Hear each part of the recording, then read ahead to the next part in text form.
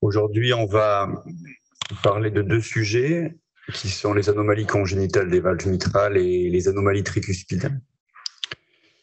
Et je vais essayer d'aborder principalement l'aspect anatomique et imagerie.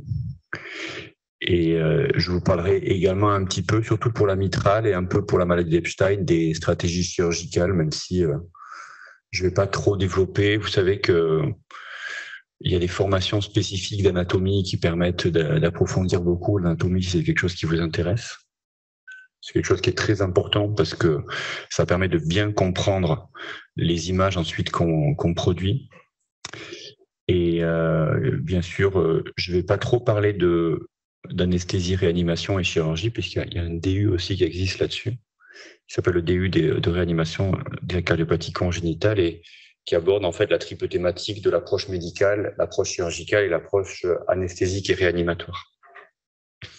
Donc aujourd'hui, on m'a demandé de vous parler de la mitrale et de la tricuspide, et donc je vais essayer de me focaliser essentiellement sur les questions de cardiopédiatrie et les questions surtout d'imagerie et d'imagerie échographique. Donc on va commencer par la mitrale ou par les anomalies mitrales.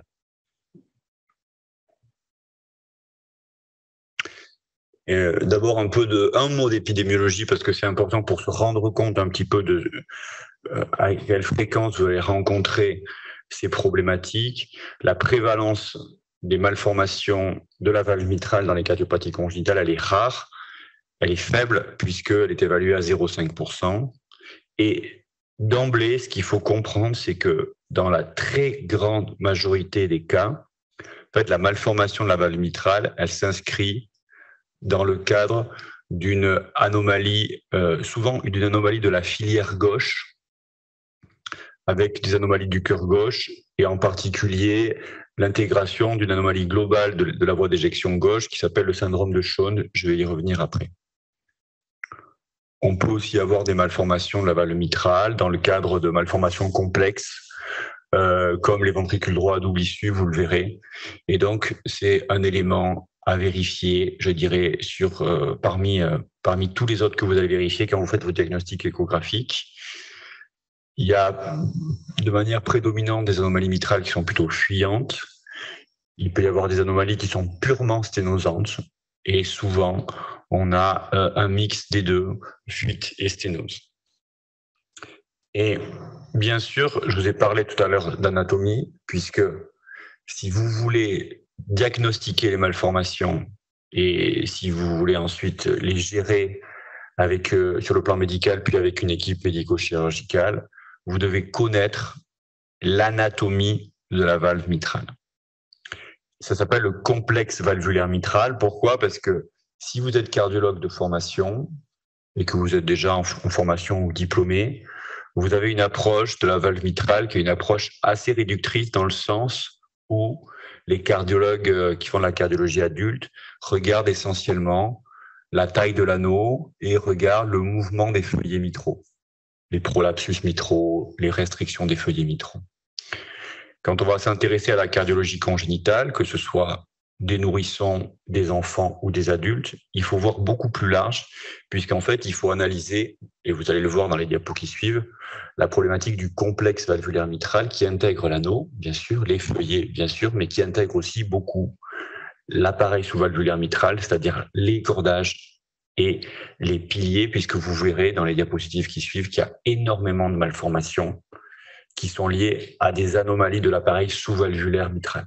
Donc ça, c'est un truc qu'il faut vraiment comprendre.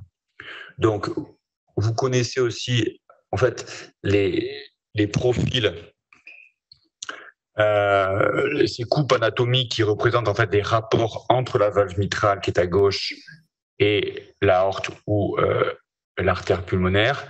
Et ça, c'est hyper important d'apprendre ça par cœur et de tout le temps garder ça dans votre cerveau, parce que ça va vous permettre, pour la mitrale comme la tricuspide, de comprendre, quand vous faites de l'écho 2D, les zones des feuillets valvulaires que vous analysez, c'est-à-dire A1, A2, A3, P1, P2, P3. Donc ça, c'est très important de comprendre. Et si vous êtes un bon échographiste, vous serez capable, si je vous dis, voilà, tracez-moi une ligne sur la coupe qu'on fait quand on fait une parasternale grand axe.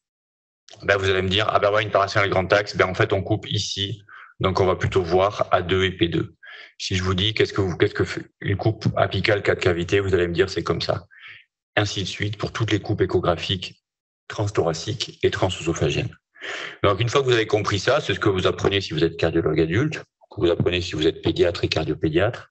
Ensuite, vous allez vraiment vous intéresser au complexe valvulaire mitral, et donc vous allez analyser la taille de l'anneau, évidemment, la qualité et la mobilité des feuillets valvulaires, mais aussi les piliers. Donc c'est important de connaître l'anatomie de l'appareil sous-valvulaire, la qualité des cordages, etc., etc. Et donc comprendre ce que c'est que ce complexe valvulaire mitral en ayant une approche holistique, comme on dit maintenant. Et c'est important aussi pour toutes les problématiques chirurgicales ou infectieuses de comprendre effectivement les rapports du concept de l'anneau mitral et de la jonction atrioventriculaire mitrale. Vous savez qu'il y a une continuité fibreuse mitro-aortique avec des rapports entre la grande valve mitrale et le feuillet coronaire gauche et le sinus aortique non coronaire, avec ce qu'on appelle le trigone aortomitral gauche et le trigone aortomitral droit. Vous devez connaître l'emplacement des voies de conduction, qui est fondamental évidemment, et comprendre effectivement ces rapports, et notamment ici ce qu'on appelle le aortomitral curtain ou la jonction aortomitrale. L'autre chose que vous devez connaître évidemment, c'est la segmentation des feuillets selon la classification en vigueur, basé notamment sur l'analyse fonctionnelle de Carpentier, je vais y venir tout à l'heure, sur qu'est-ce qui est A1, qu'est-ce qui est A2, qu'est-ce qui est A3, qu'est-ce qui est P1, P2 et P3, parce que quand vous allez discuter avec vos chirurgiens, ou si vous êtes amené, comme ça va se développer de plus en plus maintenant, à faire de la cardiologie interventionnelle pour les prolapsus mitraux, par exemple avec des mitraclips, il faut être capable d'identifier les feuillets et de les nommer pour qu'on puisse parler le même langage avec les chirurgiens. Autre chose qu'il faut comprendre et intégrer sur le plan anatomique, c'est que l'anneau mitral, c'est pas un anneau qui est plat. On peut pas l'étaler sur une feuille de papier, puisqu'il a cette forme de selle à cheval avec une surélévation des segments antérieurs et postérieurs. Donc ça, c'est quelque chose qu'il faut bien garder en tête, et il faut bien aussi garder en tête les rapports de cette valve mitrale avec les vaisseaux et en particulier avec l'artère circonflexe et le sinus coronaire.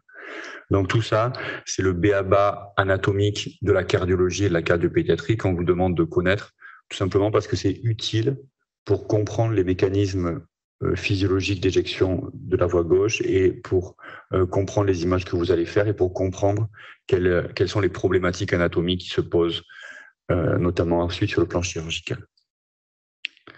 Donc, quand je vous parle de complexe, donc vous voyez ici cette image en vidéo. Vous voyez un peu la mécanique en fait des feuillets et la mécanique des piliers et la mécanique des cordages. Et donc, il faut, je me permets d'insister là-dessus parce que c'est vraiment extrêmement important pour que vous puissiez comprendre ensuite les mécanismes des valvulopathies. Et maintenant, grâce à l'échographie 3D qu'on fait quand même depuis maintenant plus d'une dizaine d'années, on arrive, et ça c'est un des grands progrès de l'ETO et la grande application du 3D, c'est de pouvoir analyser la valve dans son entièreté et de pouvoir notamment identifier les zones de défaut de coaptation ou de prolapsus ou de restriction pour vraiment essayer de guider les gestes chirurgicaux, notamment quand on fait des plasties mitrales. Donc, vous allez faire de l'écho 3D si vous avez des sondes 3D, si vous êtes dans un cabinet ou dans un cabinet de consultation en ville ou à l'hôpital. Vous allez analyser ce complexe aortomitral en utilisant toutes les coupes échographiques qui sont à votre disposition. C'est pour ça qu'il faut, comme on le préconise dans le monde anglo-saxon, faire des balayages, notamment des balayages antéro-postérieurs en parasternal grand axe, parce que ça permet vraiment de dérouler l'ensemble de la valve mitrale et de l'appareil sous-valvulaire, et aussi en petit axe, en apical et en sous-costal si on fait l'échographie des nouveau-nés. Donc, vous cantonnez pas à faire une image parasternal grand axe, petit axe, 4 cavités, etc. Il faut vraiment faire des balayages antéro-postérieurs, droite-gauche, pour que vous puissiez essayer de reconstruire finalement dans votre tête la valve telle que vous l'avez, et en parasternal grand axe, puisque je vous l'ai mis ici. Vous voyez, on on a ce balayage ici et vous devez, si vous êtes à l'aise en échographie, pouvoir identifier les piliers, l'ensemble des cordages et me dire, ben là, on est sur du A1, A2, P1, P2, A3, A3, P3, etc. Donc ça, c'est une gymnastique qu'il faut intégrer pour pouvoir bien analyser l'appareil sous-valvulaire mitral. Donc ensuite, quand on est chirurgien, on est pragmatique et donc on demande à son cardiopédiatre, OK, donc sur le plan anatomique et fonctionnel, quel est le problème de la valve? Est-ce que c'est une sténose? Est-ce que c'est une fuite? Est-ce que c'est une lésion mixte? Et quelle est son étiologie? Bon, aujourd'hui, on va parler essentiellement de valvulopathie congénitale. On ne va pas parler d'endocardite et de lésions infectieuses, perforation de valve, abcès du trigone aortomitral, etc. Mais il y a aussi des problématiques de valvulopathie mitrale rhumatismale. Pas beaucoup dans les pays industrialisés, mais on est voisin de pays, notamment en Afrique ou en Afrique du Nord, où il y a encore pas mal de lésions rhumatismales et on est amené, soit par le cadre des mécénats chirurgicaux, soit pour des populations migrantes, à avoir des gens qui ont des valvulopathies rhumatismales, enfants et adultes. Et pour les adultes, on est confronté beaucoup aux valvulopathies dégénératives et c'est intéressant de les connaître et de les comprendre pour pouvoir faire la différence entre ce qui est dégénératif et ce qui est congénital. Ensuite, l'anatomie, je vous en ai parlé, donc j'en reparle pas, mais il faut connaître tout ça. Et finalement, sur le plan de l'approche chirurgicale, c'est-à-dire comment on va réparer les valves, pour être réparer les valves, on a une approche très basique qui est basée sur une vieille classification, mais qui est très pertinente, qui est la classification de Carpentier, qui va nous dire, OK, est-ce que c'est une valvulopathie de type 1, c'est-à-dire est-ce qu'il y a un jeu valvulaire normal, mais qu'il y a une fuite, disons, qui est fonctionnelle, je vais y revenir après. Est-ce qu'il y a un jeu valvulaire excessif, c'est-à-dire est-ce qu'il y a un prolapsus valvulaire, ou est-ce qu'il y a un jeu valvulaire restrictif? Et on va appeler ça une insuffisance mitrale de type 3, par exemple. Et donc, on fait toujours les chirurgiens, on peut pas ils peuvent pas faire avec une valve mal formée une valve normale, ça c'est impossible. Donc en fait, toutes les stratégies chirurgicales, elles ont pour but en fait de faire des réparations fonctionnelles, pas de faire des réparations anatomiques. On ne remet pas les valves, on ne fait pas devenir la valve normale. Donc ça, c'est très important de comprendre ça. Et donc on en revient à cette classification de Carpentier qu'on étudie quand on fait de la cardiologie adulte, parce qu'on va l'appliquer à la cardiologie pédiatrique et congénitale, pour dire que quand on a une fuite avec une mobilité normale des feuillets, c'est souvent qu'on a soit une dilatation de l'anneau. La dilatation de l'anneau, vous savez qu'elle peut être d'origine ventriculaire, mais aussi d'origine atriale, plutôt dans la cardiologie adulte dégénérative. Ça peut être une fente, c'est-à-dire qu'on peut avoir des feuillets, des piliers qui sont normaux, mais on a une fente de la valve et on a une fuite qu'on aura du mal d'ailleurs à diagnostiquer, et on peut avoir un double orifice mitral. Donc ça, c'est des IM de type 1. On peut avoir des IM de type 2 par mobilité exagérée, ça c'est un prolapsus valvulaire, univalvulaire ou bivalvulaire, et on a des mobilités restreintes. Alors les mobilités restreintes, on connaît ça dans les cardiopathies dilatées ou dans les cardiopathies ischémiques, mais on a aussi des restrictions des mouvements des feuillets dans les pathologies congénitales, essentiellement liées à des anomalies de l'appareil sous-valvulaire, avec, vous verrez ce qu'on appelle des valves en parachute, un hamac, un entonnoir, etc. Et on peut avoir aussi en fait des membranes qui se collent sur la partie atriale des valves, et c'est ce qu'on appelle des anneaux, des sténoses intra ou supramitrales, avec des dépôts fibreux qui se déposent sur les valves et qui gênent leur mobilité.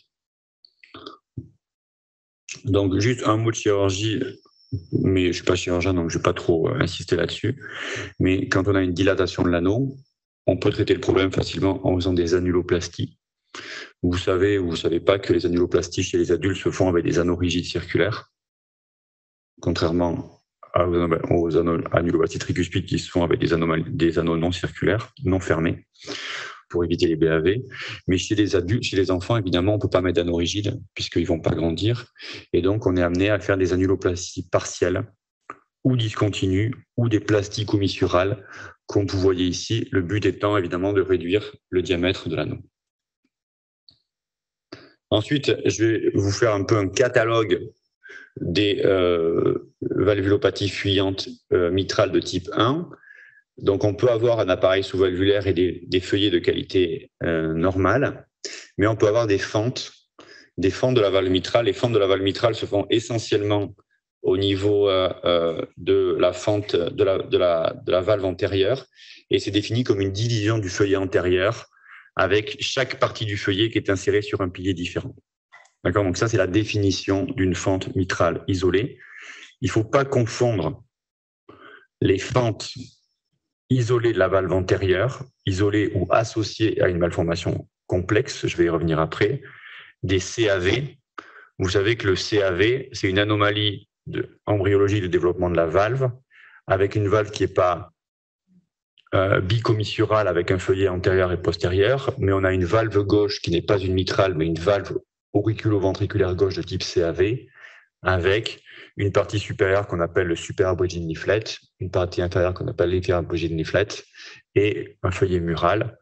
Et donc, la zone de coaptation entre le feuillet supérieur bridging leaflet au inférieur et inférieur bridging leaflet, en fait, c'est une zone commissurale qui est appelée par, je dirais par extension, une fente ou une pseudo-fente, mais c'est simplement une commissure entre deux feuillets. Entre les deux hémivalves qu'on appelle bridging leaflet, c'est ce que j'ai marqué.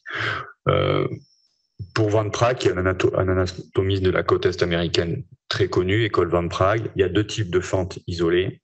Il y a la fente des vaisseaux normaux posés qui l'apparente aux fentes de CAV, avec des fentes qui sont perpendiculaires au septum interventriculaire, alors que les fentes qu'on voit dans les malpositions vasculaires, en particulier les VDDI ou les transpos complexes, c'est des fentes qui sont non pas perpendiculaires, mais parallèles au septum et qui sont dirigées vers la voie d'éjection. Donc ça, c'est une distinction qu'il faut connaître historiquement, avec, effectivement, ici, vous voyez une fente entre ces deux feuillets qui est perpendiculaire à l'axe du septum qui est ici, dans une malformation associée à une CIV Bindet qui s'apparente de près ou de loin à un canal atrioventriculaire, alors que la fente, notamment des malformations complexes type VDDI, est dirigée en antérieur, là c'est un peu oblique, vers la chambre de chasse. Donc ça, c'est quelque chose qui est très important à comprendre et à retenir. D'accord? Donc si on se met sur une coupe petit axe et qu'on a le septum qui est dans cet axe-là, si on a un CAV, on aura une pseudo-fente qui est la zone d'apposition commissurale entre les deux feuillets antérieur, supérieur et inférieur bridging leaflet perpendiculaire au septum. Et si on a une fente de type malposition, on aura une fente qui est plutôt parallèle au septum vers la voie d'éjection, ou en tout cas une fente qu'on peut résumer comme étant dirigée vers la partie antérieure du cœur. C'est clair ça? On peut avoir aussi des clefts isolés chez des patients qui n'ont aucune autre malformation. Vous voyez ici, vous avez une coupe petit axe avec la valve de face et vous voyez une fente ici qu'on pourrait définir comme étant localisée sur A1 et vous voyez la même chose en 3D. Et c'est intéressant parce que en fait, quand on fait les échographies en apicale 4 cavités, vous allez voir une fuite qui est souvent très excentrée et souvent, vous allez regarder la taille de l'anneau qui est normale, la qualité des feuilles qui est normale, la position des piliers qui est normale et vous allez pas comprendre, vous pouvez avoir des difficultés à comprendre le mécanisme de cette fente. Et il faut vraiment regarder la valve en face en faisant cette coupe parasternale petit axe pour pouvoir localiser cette fente et en fait comprendre le mécanisme de la fuite, parce que si vous vous cantonnez à la parasternale grand axe et à de l'apicale 4 cavités, vous allez voir la fuite, okay, vous allez la quantifier, la grader, mais vous n'allez pas forcément comprendre quel est son mécanisme. Donc c'est très important de voir l'intégralité de la valve mitrale par cette coupe en face et idéalement par une coupe, par une analyse 3D de la valve si vous avez une machine qui peut faire ça. Les fentes, c'est assez simple à comprendre, assez difficile à diagnostiquer si on ne fait pas cette coupe et assez facile à réparer, bien que quand on a une fente, eh ben, c'est comme quand vous avez une plaie, vous suturez la plaie et vous avez résolu votre problème. Donc, c'est pour ça qu'on opère très facile. On a un seuil chirurgical qui est très bas pour les fentes, même quand on n'a pas des fuites torrentielles, pour pas que les choses s'enveniment avec les années ou les décennies. eh bien, on va confier ces patients aux chirurgiens qui vont suturer la fente et après le patient est guéri. Là, je vous mets un exemple pour comparer de CAV. Donc, l'analyse du CAV, elle est parfois, on n'a pas fort, vous savez qu'on a des CAV sans CIA et sans CIV. Et donc, là encore, pour faire la différence entre un CAV et une fuite antérieure, il faut être capable, si vous voulez, d'analyser la valve et l'appareil sous-valvulaire. Et vous apprendrez, si vous ne l'avez pas déjà fait, que notamment l'orientation des piliers dans un CAV est franchement différente de celle qu'on a dans une valve mitrale normale. Et donc, en connaissant l'anatomie de la valve, en pouvant localiser les piliers et analyser les feuillets en échographie transthoracique, par exemple, vous allez être capable de dire, voilà, ça c'est un CAV atypique avec l'absence de shunt, par exemple, à l'étage ventriculaire ou même atrial, alors que ça, c'est une valve mitrale normale avec une fente antérieure classique. Mais pour ça, il faut connaître l'anatomie pour pouvoir le diagnostiquer avec votre sonde d'échographie. Très rarement, ça avait été décrit par le docteur Seguela, qui était à Bordeaux puis à Nantes maintenant. On peut avoir des fentes sur la valve postérieure. Il avait écrit ce très beau cas clinique avec ces belles images 3D, avec ici une fente du feuillet postérieur, une clefte ou une fente postérieure qui est très rare, avec une fuite excentrée, vous voyez, de l'autre côté par rapport à ce qu'on a d'habitude. Patient également qui a bénéficié d'une correction chirurgicale. Le double orifice mitral, c'est aussi une fuite, ça peut donner des fuites mitrales de type 1. Parce qu'on a un appareil sous-valvulaire et des feuillets finalement de qualité normale. C'est presque jamais isolé, c'est très souvent associé à des canaux atrioventriculaires et c'est très souvent associé à des cardiopathies obstructives du cœur gauche ou à des cardiopathies cyanogènes. C'est une anomalie de l'appareil sous-valvulaire et il y a différents sous-types anatomiques de double orifice mitral. Je vais pas trop, c'est pas rien d'apprendre ça, c'est juste pour une information. Mais la définition, en fait, c'est que un double orifice mitral, c'est défini par un pont tissulaire accessoire qui vient diviser la valve en deux orifices, vous voyez, ici et là, ou ici et là. D'accord? Et que chaque sub-orifice, chaque trou, est supporté par son propre appareil sous-valvulaire. Donc souvent, on a une ouverture qui se fait sur un appareil sous-valvulaire et un pilier, et une autre ouverture valvulaire fonctionnelle qui se fait sur un autre appareil valvulaire, un autre pilier. Et donc, on a cette image, toujours pareil, en parasternal petit axe, de lunettes ou de jumelles ou d'appareils de vision binoculaire. Et c'est vraiment, encore une fois, la coupe parasternale petit axe, souvent qui vous montre cette anomalie de double orifice. Voilà, je vous montre ici un cas qui est un peu plus difficile à voir puisque le limbus tissulaire il est beaucoup plus fin et avec un orifice ici, un orifice là. Et si vous êtes attentif sur la parasternale grand axe, vous voyez qu'il y a un orifice d'ouverture ici classique, mais si vous êtes très attentif, vous verrez, je vais arrêter, qu'il y a aussi un orifice ici. Et c'est très intéressant de mettre de la couleur. Il y a un orifice ici pour voir en fait qu'il y a un double passage. Et là, vous le voyez aussi. Si vous êtes attentif, déjà, vous voyez qu'il y a des attaches mitrales dans la chambre de chasse, ce qui est tout à fait anormal, puisqu'une valve mitrale n'a pas d'attache dans la chambre de chasse, n'a pas d'attache septale, contrairement à la valve tricuspide. Okay. Et si vous êtes attentif avec le Doppler couleur, vous voyez qu'il y a un inflow ici, mais qu'il y en a un autre ici. Et donc, en parasternal grand axe, on peut aussi faire le diagnostic d'un double orifice mitral. Voilà, ça c'est encore un autre exemple. Et si vous êtes attentif, vous voyez que on a l'impression qu'il y a deux G qui se séparent ici, avec un aspect un peu de pince de homard. Si vous avez de l'imagination, c'est un peu un aspect comme ça. Ou si vous mangez souvent du homard, je sais pas, c'est l'un ou l'autre. Donc, c'est des éléments de sémiologie radiologique, enfin échographique, qui vont vous permettre de diagnostiquer les malformations. Donc, il faut connaître l'anatomie, il faut savoir imager la valve, mais il faut connaître aussi la sémiologie échographique pour faire les diagnostics. Quand on sait tout ça, c'est très facile. OK? Et on peut le voir aussi en 3D. Vous voyez ici un orifice principal et ici un orifice accessoire. Les prolapsus, je ne vais pas trop en parler. Les prolapsus, c'est une définition échographique qui est une extension des feuillets au-dessus du plan de l'anneau, c'est-à-dire dans l'oreillette de plus de 2 mm, qu'on peut diagnostiquer très facilement en parasternal grand axe. On peut le diagnostiquer aussi en parasternal, en apical. On connaît très bien le prolapsus dans le cadre de ce qu'on appelle la maladie de Barlow, chez l'adolescent, l'adulte jeune.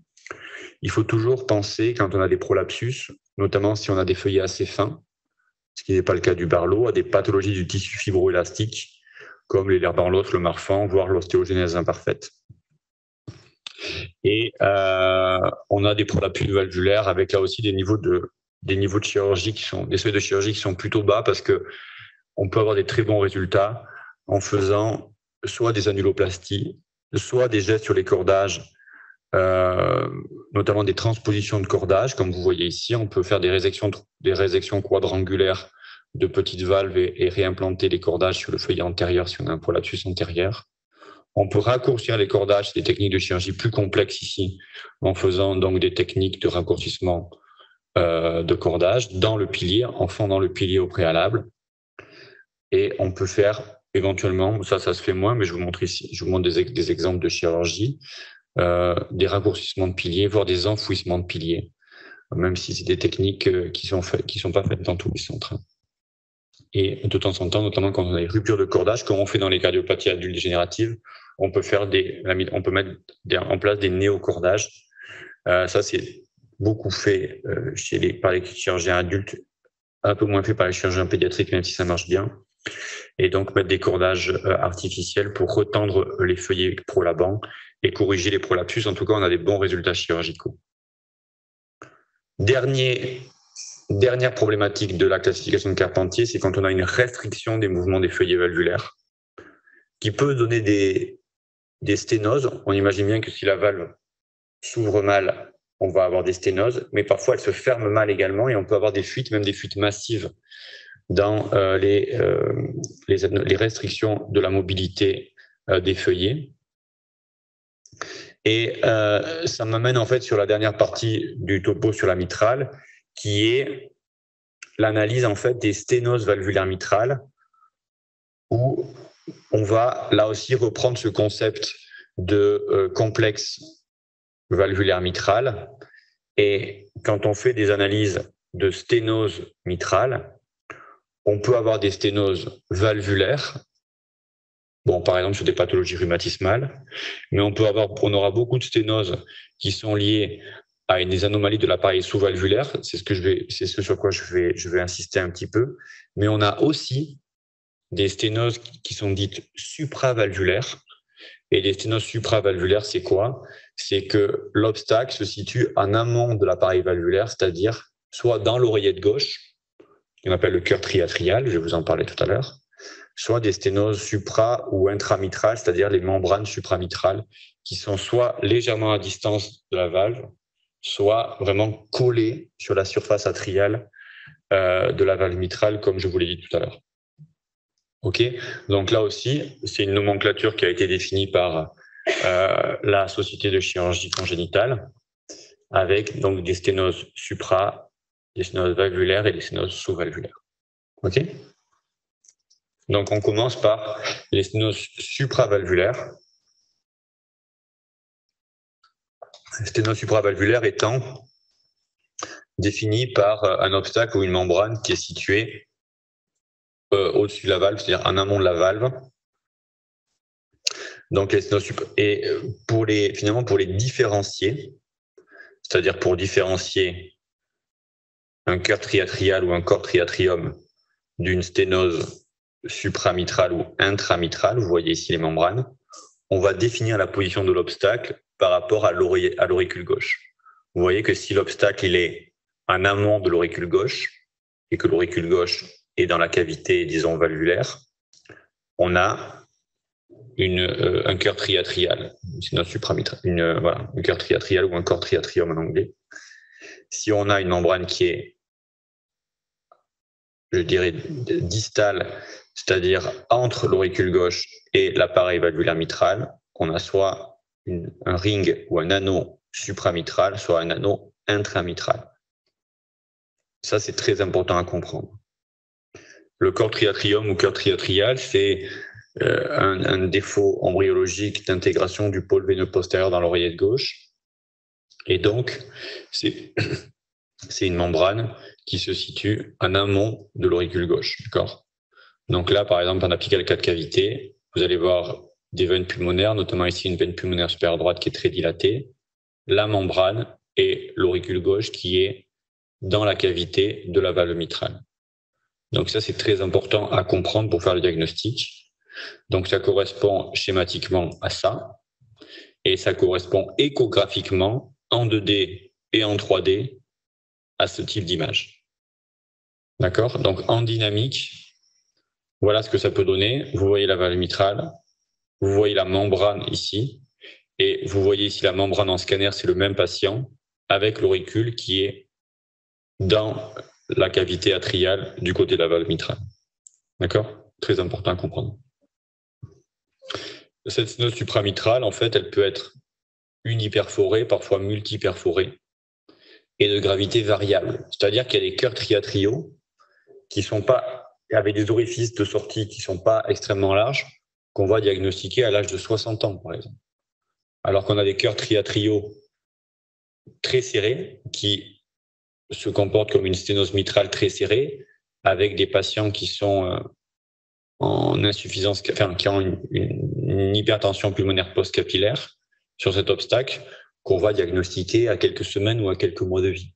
Donc, il y a un spectre de gravité anatomique et un spectre de gravité hémodynamique qui va finalement ouvrir le diagnostic, ouvrir le champ des possibles concernant un diagnostic qui peut être fait soit très tôt, avec un gamin qui est opéré à quelques semaines ou quelques mois de vie, et parfois un adulte qui va évoluer jusqu'à 50, 60, 70 ans, qui va finir par passer en fibrillation atriale parce que il a une énorme chambre atriale postérieure.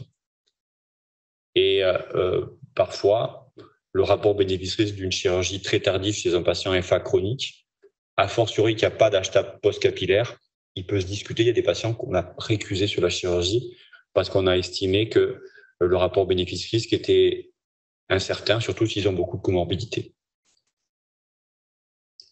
Donc, bon, je vais passer sur cette diapositive qui n'est pas extrêmement claire, mais qui résume le fait que l'on voit en anatomie cette membrane en amont de l'auricule gauche, encore une fois.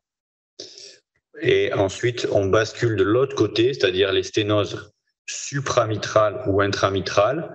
C'est assez facile à diagnostiquer sur les schémas, parce que c'est très clair. Vous voyez une membrane ici, circulaire. Vous voyez qu'elle peut être plus ou moins collée à la valve mitrale. C'est beaucoup plus difficile à diagnostiquer en échographie parce que presque toujours la membrane est intramitrale et il faut être assez attentif ici à voir il faut faire un balayage antéro-postérieur parce que parfois ces images-là sont assez difficiles à voir. Et donc, il faut être très, très, très attentif. On a fait un très beau cas avant-hier là, en chirurgie d'un patient qui avait adressé pour une CIV, mais qui avait une anomalie du complexe mitral avec un très beau parachute et une sténose supramitrale.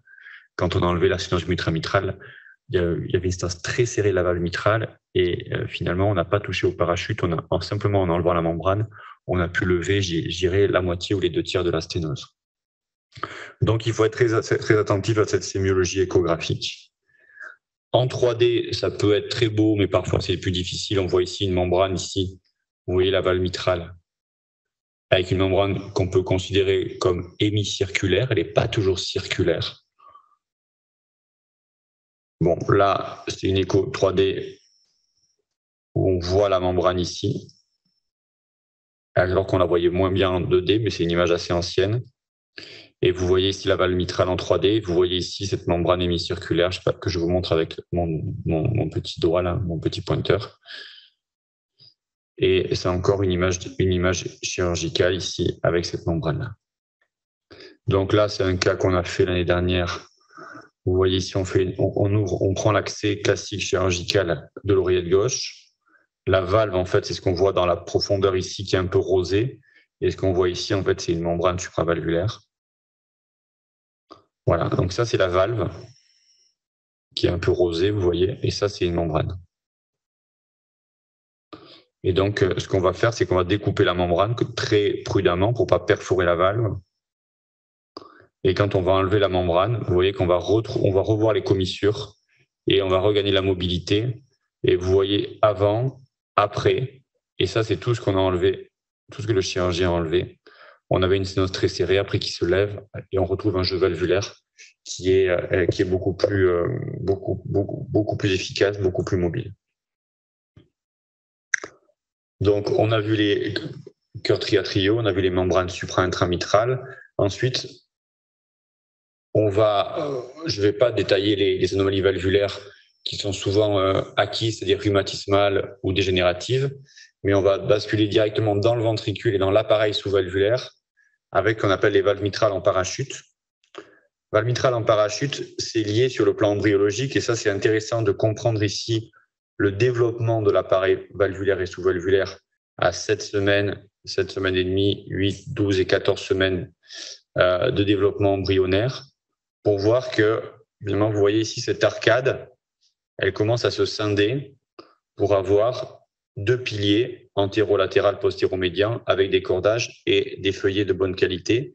Mais si on a une anomalie de développement, on peut n'avoir qu'un pilier et surtout, avec ce pilier, un appareil sous-valvulaire qui est très épais, très étoffé, avec des cordages épais et des espaces intercordaux qui sont anormaux. Et ça va donner cet aspect qu'on décrit comme un parachute, vous voyez, avec un aspect en apical 4 cavités qu'on peut aussi décrire comme un aspect un peu en poire, ou bien en parachute, ou bien en entonnoir, ou bien en girole. Ça dépend si vous êtes plutôt fruits ou légumes. Bon, ça, chacun fait un peu comme il veut. Le tout, c'est de comprendre en fait l'anatomie pour essayer de transposer vos connaissances anatomiques dans l'analyse échographique. Donc, effectivement, vous voyez ici un pilier. Et là, il y a un petit pilier accessoire, mais il y a un seul groupe de piliers. Et si vous êtes attentif à l'image, vous allez voir que l'anneau est de taille normale. Vous allez voir que les feuillets sont plutôt de mobilité normale. Ils ne sont pas épais, ils ne sont pas restrictifs. Mais que, finalement, si ici, on a un diamètre de 30 mm, ici, on a un diamètre d'ouverture probablement de moins de 10 mm. Et en réalité, ça c'est un exemple aussi que je montre souvent parce que c'était une femme enceinte de son 4e enfant qui venait pour une dyspnée pendant la grossesse.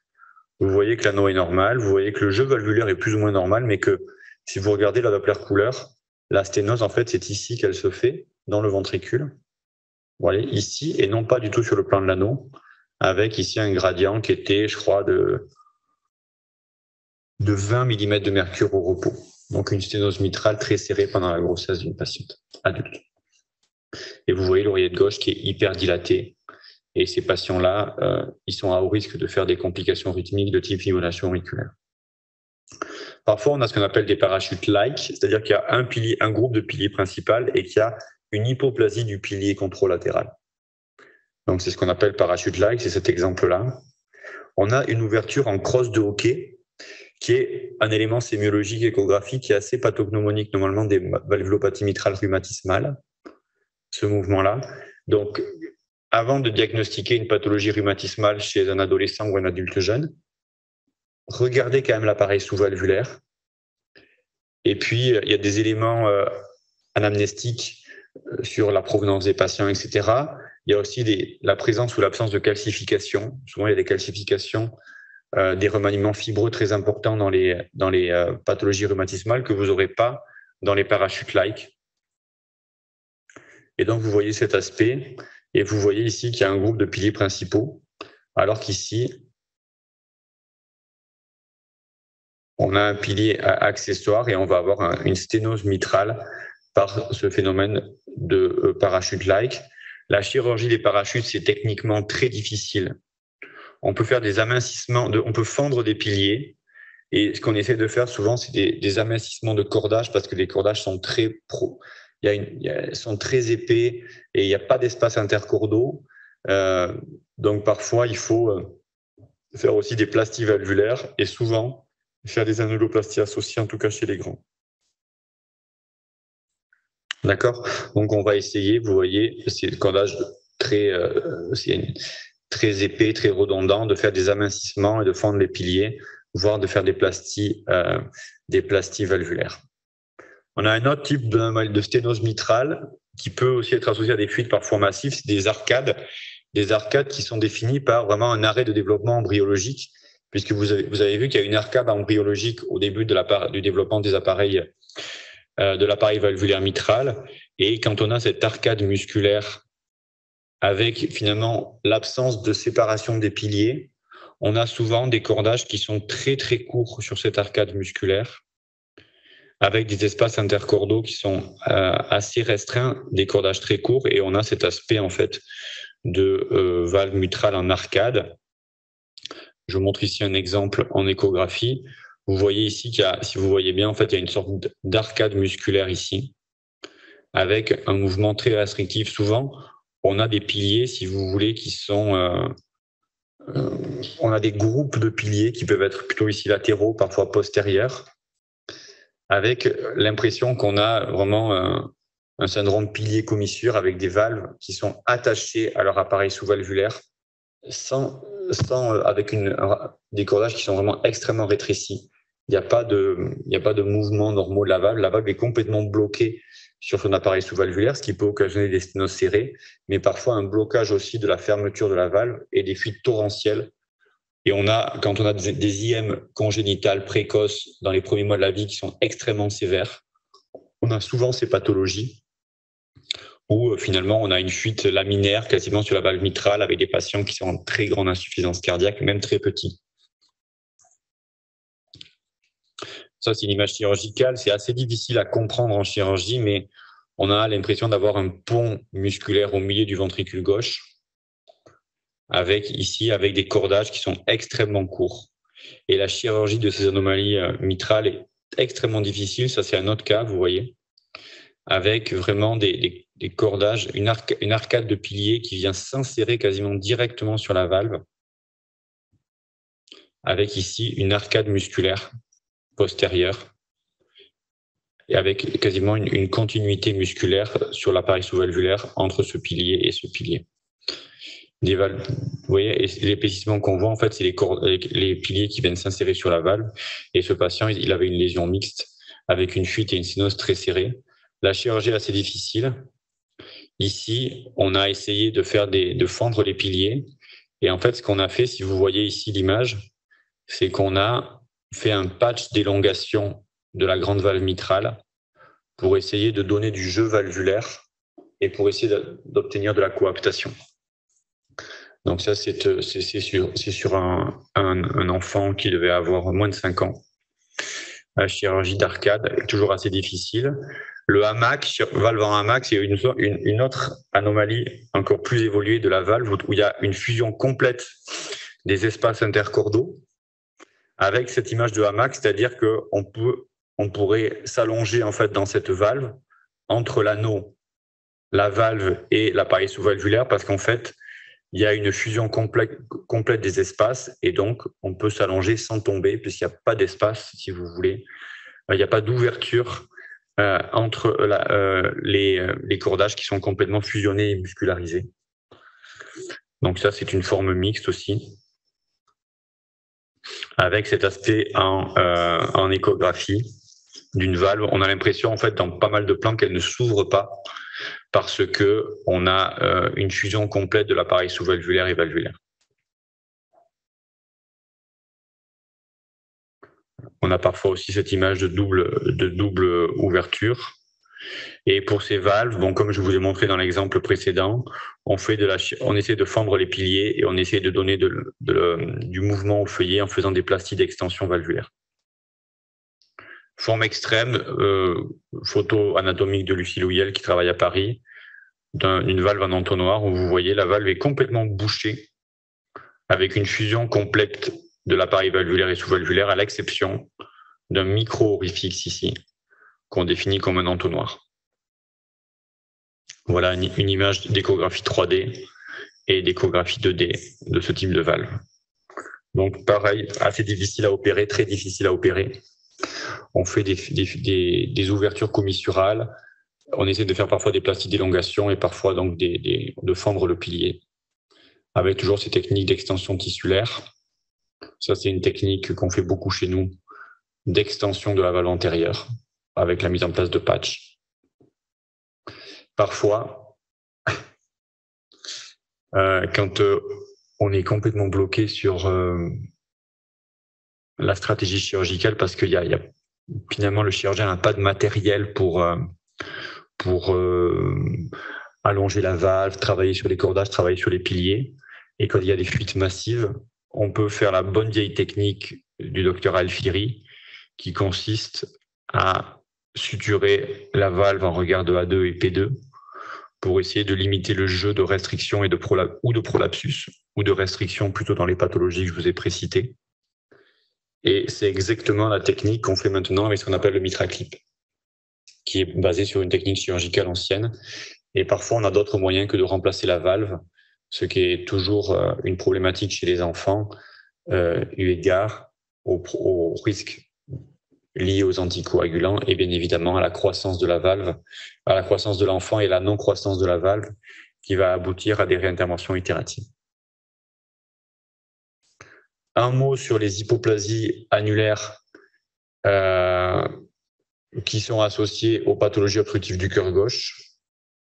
On a des ABAC, des Z-scores sur les diamètres d'anneaux. Il faut simplement que vous compreniez, quand vous faites des mesures de diamètre d'anneaux, ce que vous mesurez. Je vous rappelle que l'anneau mitral comme l'anneau tricuspide ne sont pas des anneaux circulaires.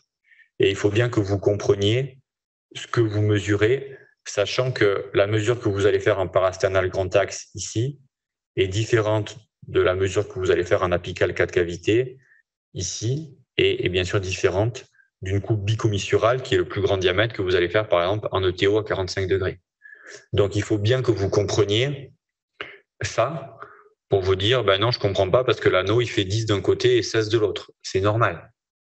Et il faut bien, pour définir une hypoplasie, que vous vous référiez aux Z-scores qui sont publiés, mais dans la coupe, si on fait un Z-score sur la parasternale, on fait un Z-score sur la parasternale. Il ne faut pas mettre le chiffre de la 4 cavité dans la parasternale. Donc ça, c'est important que vous compreniez ça pour comprendre en fait les différences de diamètre que vous allez faire en fonction des coupes. C'est clair ça? C'est très important. Hein. Il faut savoir que quand on a une veine cave supérieure gauche qui se draine dans le sinus coronaire, ça peut gêner le remplissage durant la vie fœtale des cavités gauches et aboutir à un certain degré d'hypoplasie de l'anneau et du ventricule gauche. Ça, c'est la théorie embryologique de l'hypoplasie du cœur gauche qui peut être gênée justement par un très gros sinus coronaire. Donc ça aussi. Et quand vous avez une anomalie mitrale, membrane supramitrale, valve mitrale en parachute, etc., toujours penser aux pathologies étagées du cœur gauche, puisqu'on peut avoir, quand on a une coarctation, une sténose supravalvulaire, une bicuspidie sténosante, une hypoplasie de l'anneau, une membrane ou un obstacle sous-aortique, mais également une anomalie de l'appareil sous-valvulaire, de la valve ou une anomalie supravalvulaire. Donc ça, c'est une sorte d'enquête qu'il faut mener dès qu'on a une anomalie dans la voie gauche, toujours revenir vers la mitrale et ses différentes composantes, mais aussi aller jusqu'à la orthoracie descendante où on peut avoir une coarctation. C'est clair? Donc, en conclusion, vous avez compris que les lésions congénitales mitrales sont plutôt rares et heureusement, évaluées à 0,4 à 0,5% des cardiopathies congénitales, et qu'elles s'inscrivent très souvent dans des anomalies multiples, et en particulier les anomalies de la voie d'éjection gauche, et ou des anomalies complexes type VDDI ou cardiopathie complexe univentriculaire. D'accord? Toujours faire cette enquête sur l'ensemble de la voie gauche et l'ensemble du cœur en général, et essayer de comprendre en fait les nuances anatomiques, les variabilités anatomiques pour appliquer vos je dirais, vos aptitudes d'échographiste pour faire ces diagnostics, parce que ça sera fondamental pour élaborer la stratégie thérapeutique, souvent chirurgicale, de votre petit patient ou de votre grand patient si c'est un patient adolescent ou adulte. C'est clair? C'est pas très facile la mitrale, c'est surtout l'anatomie qu'il faut comprendre. Hein.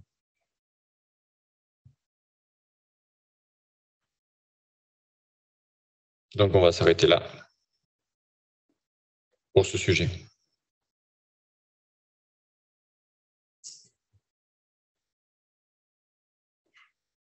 Vous voulez faire une pause pipi?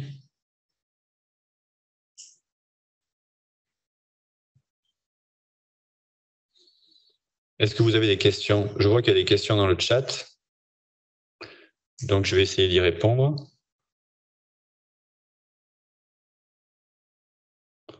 Alors, ok, pas de questions. Le son passe très bien, ça c'est bien. Vous avez aucune question sur la mitrale? Ah, s'il y a une question.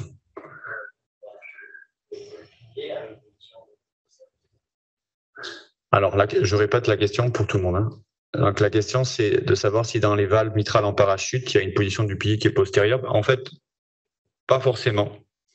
On peut avoir des parachutes qui se font soit sur un groupe de piliers antérolatéraux, comme sur le pilier antérolatéral, ou postéromédian. Donc, à ce moment-là, on voit vraiment l'ouverture qui est décentrée par rapport au ventricule gauche en antérolatéral ou en postéromédian. Et parfois, effectivement, il peut y avoir des anomalies de position du pilier par rapport à l'anatomie normale telle qu'on la connaît, avec une position plus postérieure, mais c'est pas obligatoire.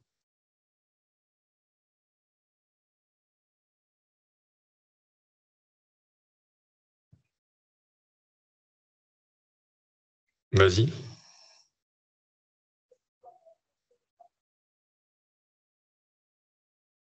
Qu'est-ce que je pense des remplacements des bioprothèses mitrales, c'est ça? Alors, j'en pense ce que dit la littérature, c'est-à-dire que en cardiologie congénitale, en particulier en pédiatrie, bon déjà le dogme, c'est de ne pas faire de remplacement valvulaire, de faire toujours des plasties valvulaires en première intention. Vous avez compris pourquoi. L'autre élément, c'est que la littérature montre que quand on met en place des bioprothèses mitrales chez l'enfant, les résultats sont pas bons parce qu'il y a une dégénérescence rapide de la valve.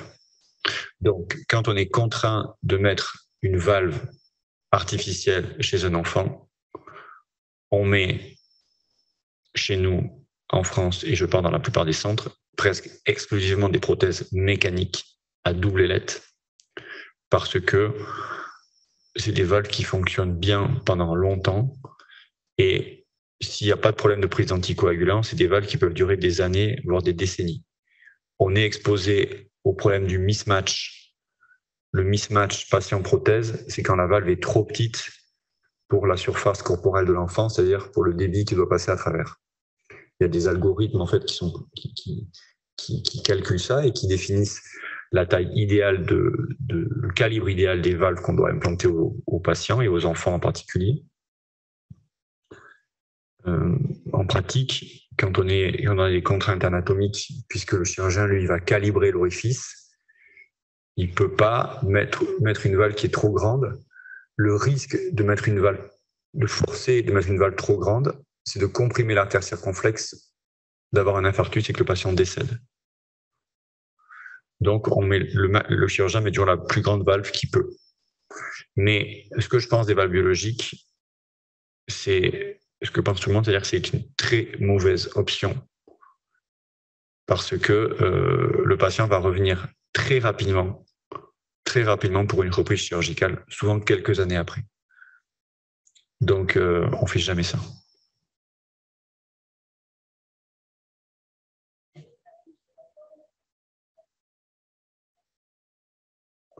Alors, des mitraclips chez l'enfant, on n'en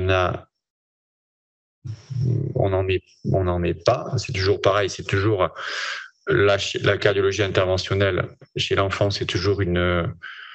bon, d'abord, c'est quelque chose qui n'est... qui sort de toutes les recommandations qui sont écrites. On doit toujours faire de la chirurgie en première intention et la chirurgie réparatrice, évidemment, je viens de le dire. On peut avoir des problématiques d'accès vasculaire parce que tu sais ou tu sais pas que les accès vasculaires pour le mitractile, même si c'est un accès veineux, c'est du très gros matériel. Donc chez l'adolescent, je dirais pourquoi pas, mais ça doit faire l'objet de discussions qui sont concernées puisque c'est une thérapeutique qui est 100% off-label. Donc peut-être que ça va se développer dans des indications très particulières dans le futur, mais pour l'instant, la chirurgie sera toujours l'indication de première intention. Et pour longtemps, je pense.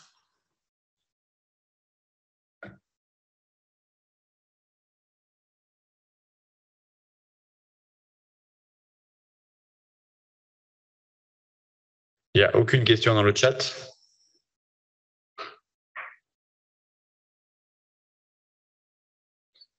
Ouais, très bien. S'il n'y a pas de questions dans le chat, donc on va passer sur le deuxième sujet. Vas-y.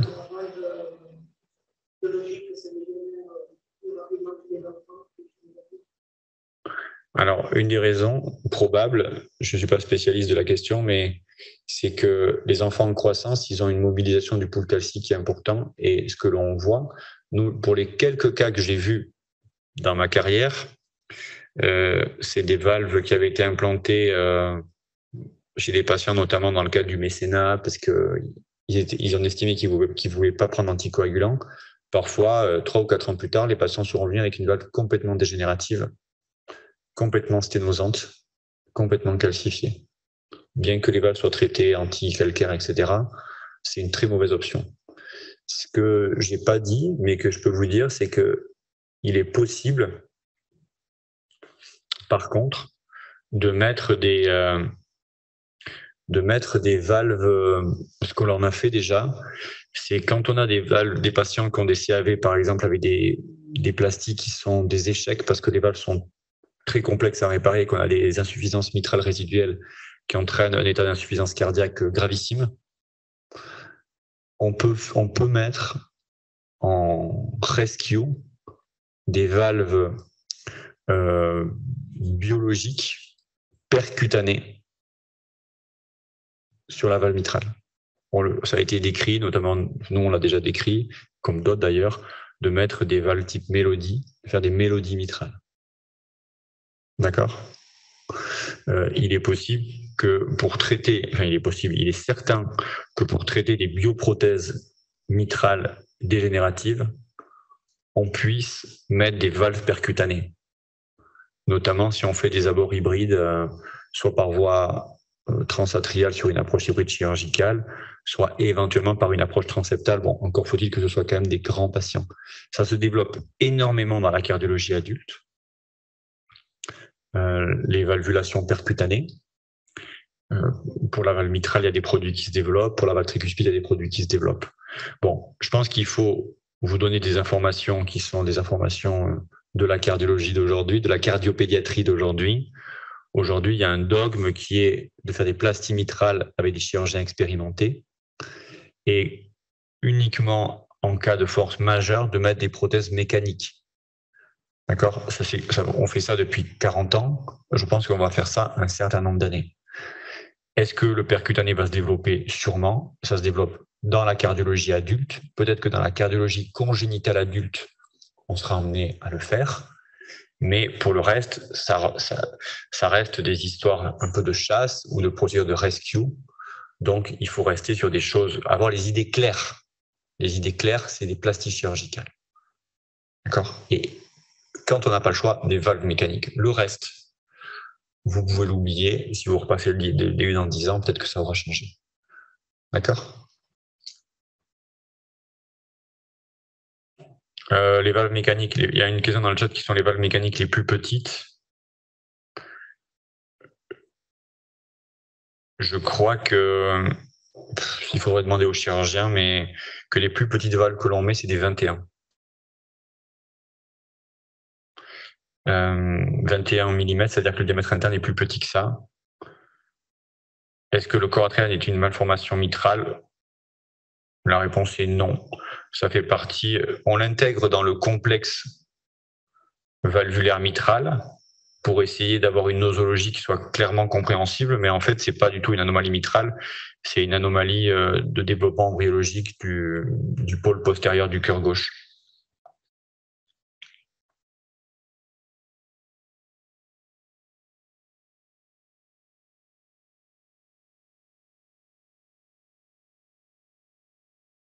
Ok, bah super. Si vous n'avez pas d'autres questions, je vais... Vas-y. Ouais.